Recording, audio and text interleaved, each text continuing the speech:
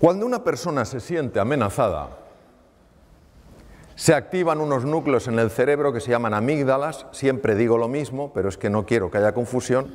Cuando hablo de amígdalas en el cerebro, no estas. Porque en una ocasión, con un grupo de pocas personas, no llevaba imágenes, no llevaba cerebros, que a veces llevo cerebro, empecé a hablar de las amígdalas y una persona empezó a ponerse súper pálida.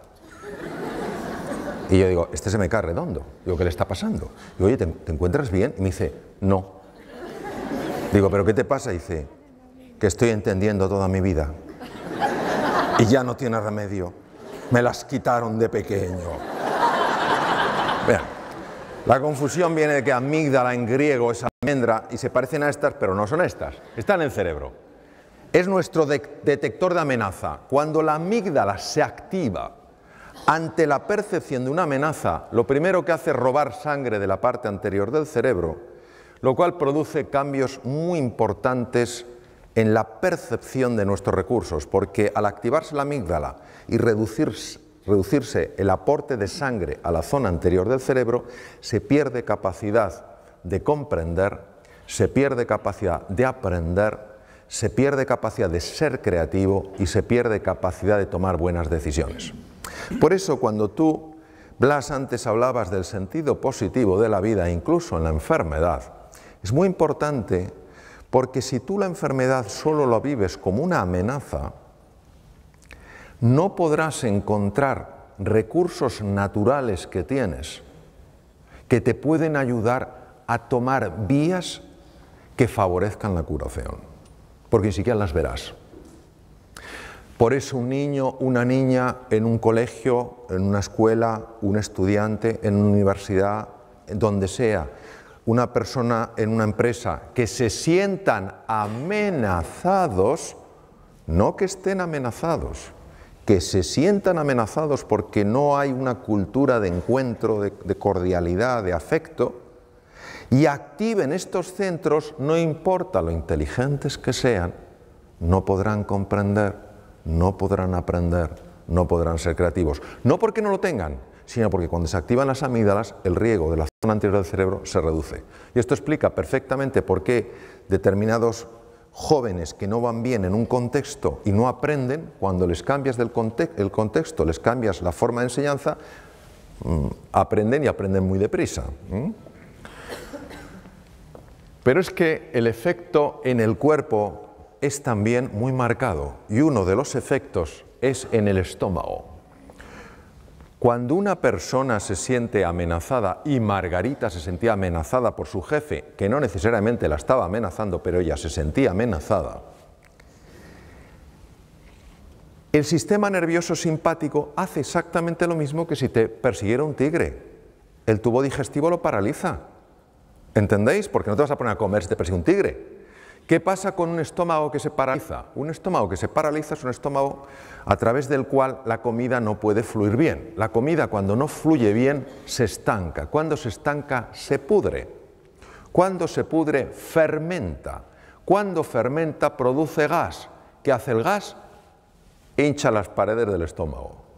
No hay medicación, bueno, algunas que te reducen el gas, pero el omeprazol, por más que te baje el ácido, si el problema no es el ácido, el problema es la dilatación del estómago. En el momento en el que Margarita empezó a buscar el encuentro al principio con una tenue sonrisa forzada, estaba mandando al cerebro un mensaje: tú no sonríes en presencia de la amenaza. ¿Os imagináis el tigre y que digas tú, ¡oh, qué oportunidad! ¡Oh, charlemos!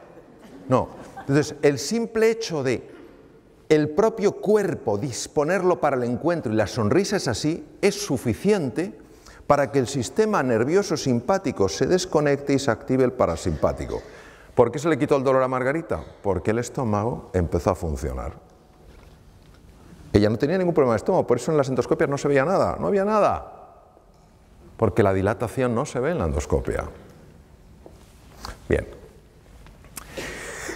Cuando al profesor Hanseli, del que os he hablado, le entrevistaron, porque se hizo muy famoso, en una de las entrevistas de radio le hicieron una pregunta normal. Su respuesta fue singular. Estamos hablando de un fisiólogo puro, que se pasó 25 años en laboratorios. No estamos hablando de un místico, no estamos hablando de alguien, de un filósofo, no estamos hablando de un gran humanista, hablamos de un biólogo puro. Le preguntaron, profesor Shelley, ¿qué es lo que podemos hacer en una sociedad tan distresada? El distrés es el estrés negativo, como el de Margarita, el que daña. ¿Qué podemos hacer en una sociedad tan distresada para bajarlo? Contestación de Hans Shelley: ganarse el amor de su vecino. ¿Cómo es posible que este hombre fuera capaz de intuir cosas que se han descubierto muchos años después? Parte de la genialidad de él. Hoy en día sabemos que cuando una persona se encuentra con otra con estos lazos de afecto, de cordialidad, de voluntad, de cooperación, automáticamente el cerebro produce una sustancia llamada beta-endorfina. Es un analgésico natural potentísimo. Capaz. Es como si tuviera algo y dijera, vuelve al centro, que te estás yendo. Capaz de reducir el dolor físico. Se sabe que es real, se sabe que es beta-endorfina real, no es algo imaginario, porque se bloquea con naloxona. Es decir, verdaderamente está bloqueando una molécula, es decir, el ser humano en el encuentro experimenta menos dolor. Imaginaos el impacto que tiene esto en medicina. Tiene un impacto tremendo. Yo trabajo en un tema con niños con patologías malignas y esto es una cosa que estamos trabajando muchísimo. Hasta qué punto el encuentro, el sentirte apoyado, etcétera, verdaderamente tiene un impacto en la reducción del dolor, ¿no? Bien, pero lo siguiente que tampoco sabía el doctor Shelley, pero lo intuyó, fue que cuando dos seres humanos tienen esa voluntad de encontrarse, esa voluntad de cooperar, esa voluntad de colaborar, se libera en sangre una hormona llamada oxitocina. Las damas que estáis aquí diréis, esta hormona es mía. Yo soy mujer, yo he dado a luz, la lactación, todo lo que es el parto, la oxitocina, sí, pero también la tenemos los hombres, hombres y mujeres. La oxitocina es la hormona que se llama la hormona del amor, porque cuando tú te conectas con un ser humano, amistad, amor romántico, amor filial, lo que queráis, agape, amor como elección, la oxitocina protege naturalmente contra la enfermedad. Es un protector, por ejemplo, un protector del corazón y baja las cifras del LDL, del Low Density Lipoprotein, el colesterol, digamos, que se llama colesterol malo. Este es uno de mis maestros, el profesor Richard Davidson, dirige el centro más sofisticado en el mundo de imagen cerebral en relación a estados de silencio, estados meditativos, etc.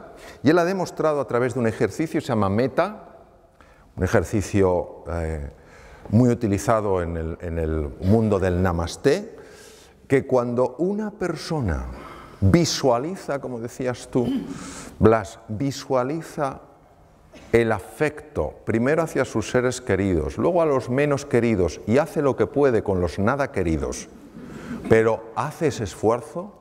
Él ha observado, es el primer científico en el mundo que lo ha podido observar, ha observado que la parte anterior del cerebro, que si os acordáis es la que se bloquea cuando la amígdala se activa, ¿os acordáis? Pues resulta que empieza a crecer en grosor, aumenta la neuroplasticidad, la formación de nuevas neuronas y es capaz entonces de neutralizar el miedo. Luego quiere decir que el antídoto natural del miedo es el amor, no es el valor, es el amor. Cuando la amígdala que estaba activada se desactiva, la parte anterior del cerebro puede funcionar bien. Claro, esto tiene unas implicaciones enormes. Porque quiere decir que una persona que se siente amada, que se siente querida, es una persona que intelectualmente va a funcionar mejor. Y una persona que se siente humillada, que se siente avergonzada, que se siente empequeñecida, intelectualmente va a funcionar peor. Porque esos estados de ánimo están afectando al funcionamiento de su cerebro. Estas otras cosas a las que se ha demostrado, otros investigadores, que cuando una persona se siente amenazada, los dos lados del cerebro no se llevan bien. Sabéis que tenemos dos hemisferios, ¿verdad? Es como una nuez, el izquierdo y el derecho. Pues se ha visto que cuanto más amenazada se siente una persona, más lateralización se produce, es decir, menos hablan entre sí los dos hemisferios. ¿No os parece que lo lógico sería que ya que tenemos dos hemisferios, por lo menos se lleven bien? Parece de cajón. Pues no, se llevan mal. ¿Cuál es el problema? El problema es que el lado izquierdo, el hemisferio izquierdo, es muy bueno en unas cosas. Es muy bueno en razonamiento lineal. Esto me lleva a esto, esto me lleva a esto, esto a esto. Es muy bueno organizando, es muy bueno estructurando, es muy práctico, muy organizado, muy fiable en eso. Pero el hemisferio derecho es mucho más imaginativo.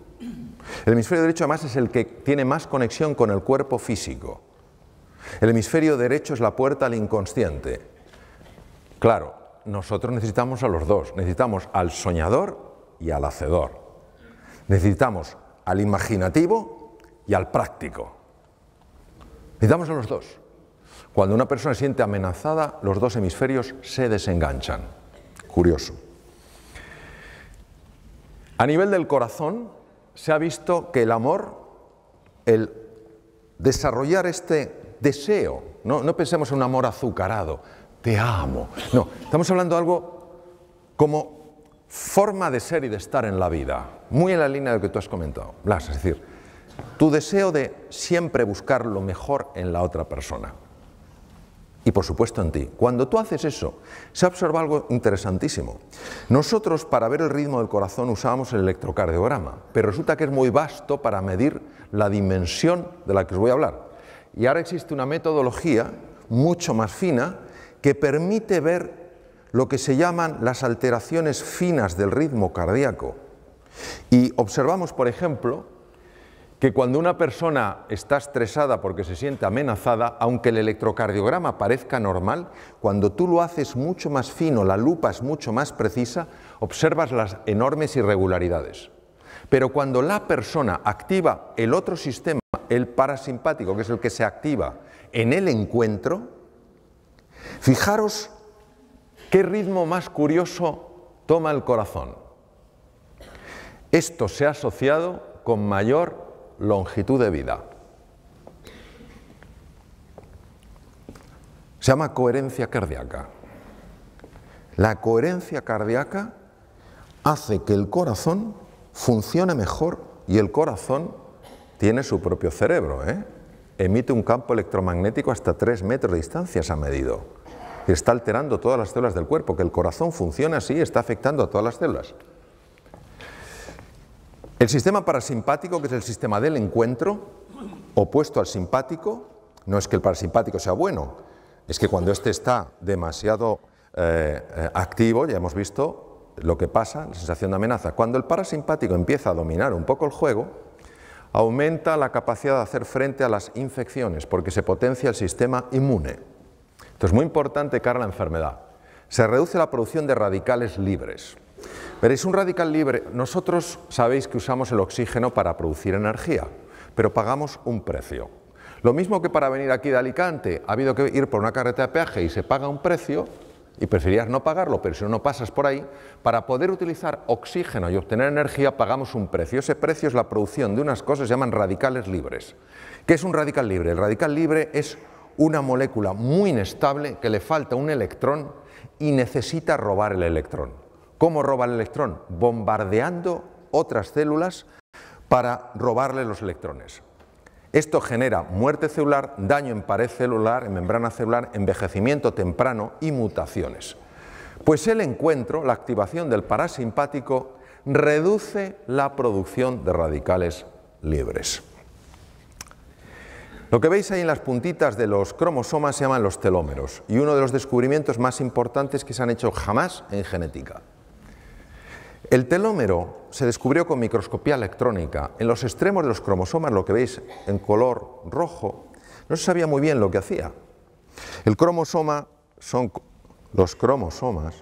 como unos estuches donde está el ácido, el DNA, el ácido desoxirribonucleico enrollado, el material genético.